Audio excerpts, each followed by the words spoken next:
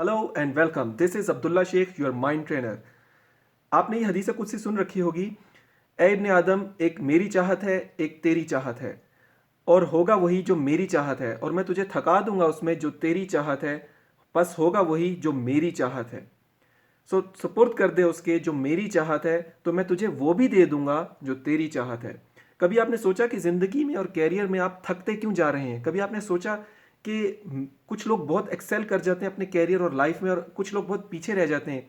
वो इसीलिए होता है कि जो लोग एक्सेल कर जाते हैं वो अल्लाह की चाहत के मुताबिक अपने कैरियर में आगे बढ़ रहे होते हैं, और जो लोग पीछे और खींचे चले जा रहे होते हैं और थक रहे होते हैं, वो अल्लाह की चाहत के खिलाफ कैरियर में अपने आगे बढ़ रहे होते हैं।